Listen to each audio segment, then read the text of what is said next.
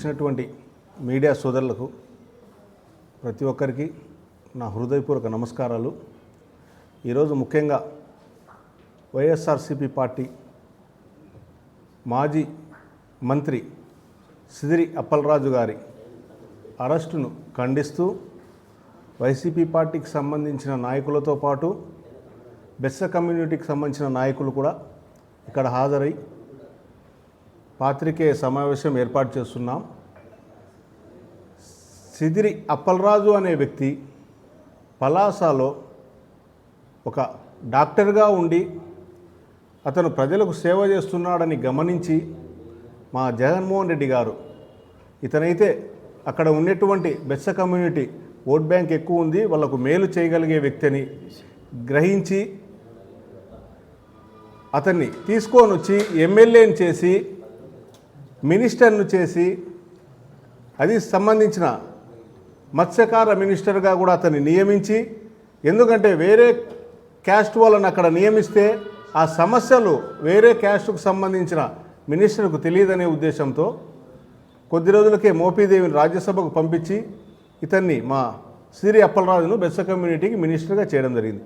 అతను వచ్చిన తర్వాత కూడా ప్రక్షాళన చేసి వాళ్ళ కమ్యూనిటీకి రావాల్సినటువంటి నిధులు ఏమేమున్నాయో వాళ్ళకు మంచి ఏ విధంగా జరుగుతుందో ఆలోచించి ఆ మంచిని స్వయంగా వాళ్ళ బెస్స కమ్యూనిటీకి సంబంధించిన మత్స్యకారులకు అందరికీ అందే విధంగా సహాయం చేయడం జరిగింది.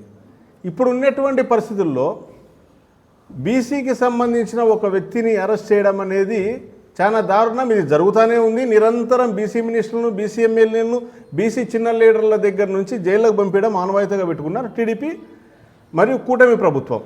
ముఖ్యంగా మేము బండి తోల్తా నా కొడుకో, మా తమ్ముని కొడుకో, నా తమ్ముడో, నా మేనమామ కొడుకో, లేక మీ తమ్ముడో మీ మేనమామ కొడుకో, నీకు సంబంధించిన బంధువు ఎవరన్నా పొరపాటున యాక్సిడెంట్ జరిగితే చేస్తే మనం ఏం చేస్తాము? వానికి సపోర్ట్ చేసి అవతల ఉన్నటువంటి కుటుంబంతో మాట్లాడి ఏదైనా పరిష్కార మార్గం ఏర్పాటు చేసే విధంగా ప్రయత్నం చేస్తాం. ఈడ ఏం జరుగుతుంది? ఆ తండ్రి ఆ కొడుకు యాక్షన్ చేయడం వల్ల హాస్పిటల్కి వెళ్ళి వాళ్ళతో పరామర్శించి మాట్లాడడం వల్ల కుట్రపూరితంగా సిదిరి అప్పలరాజు గారే వాళ్ళ కుమారుడితో వాళ్ళను బైక్తో గుద్ది చంపమనే ప్రయత్నం చేసినారని 105 సెక్షన్ మెన్షన్ చేసి కేసు ఫైల్ చేశారు. 105 సెక్షన్ ఏంటంటే, వారు ఒక వ్యక్తిని, ఒక శత్రువును చంపాలంటే కారుతోనో లారీతోనో ఉద్దేశపూర్వకంగా గుద్ది చంపడాన్ని 105 సెక్షన్లో యాడ్ చేస్తారు. అంటే తండ్రి కొడుకులను ఇరికిచ్చి ఇబ్బంది కలిగే విధంగా రెడ్ బుక్ రాజ్యాంగంలో భాగంగా ఇతని జైలులో మగ్గేటట్టు చేయాలనే ఆలోచనతో చేసినటువంటి పని.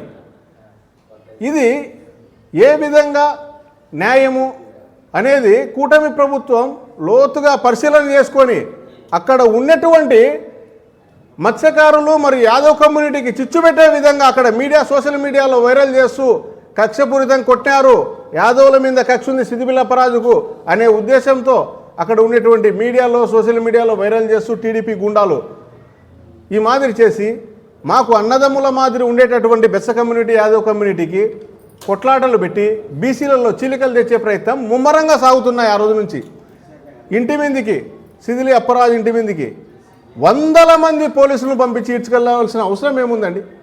100 మంది అక్కడ ఎవరు అడ్డుపడుతున్నారు? ఎవరన్నా ఈ పోలీసులకు ఇబ్బంది కలిగించే విధంగా ఏమన్నా జరుగుతుందంటే కనుక ఒకేసారి 100 మందిని అటాక్ చేయించి రౌడీల మాదిరి తీసుకొని వచ్చే ప్రయత్నం చేయాలి. ఇది చాలా దారుణము. మీరు సిదిరి అప్పలరాజును మంచిగా గ్రహించి విడిపిస్తే విడిపిండి, విడిపించుకుంటే జైల్లోనే ఉంటాము. మీకు జరగాల్సిన పరిస్థితి ఏముందో కొద్ది రోజుల్లోనే మీ పరిస్థితి అవుతుంది. రాబోయే ఎలక్షన్లు ఉన్నాయి. ప్రతి ఒక్కరు కూడా ప్రజలు బీసీలకు మీరు చేస్తున్నటువంటి అక్రమాలను ఖండిస్తున్నారు. ఏ బీసీ కులానికి ఆ బీసీ కులంలో ఎట్లా ఇబ్బందులు పడుతున్నారు ప్రతి ఒక్కరు గ్రహిస్తున్నారు. మీకు తస్మాత్ జాగ్రత్త అని మేము ఈ సందర్భంగా హెచ్చరిస్తున్నాము.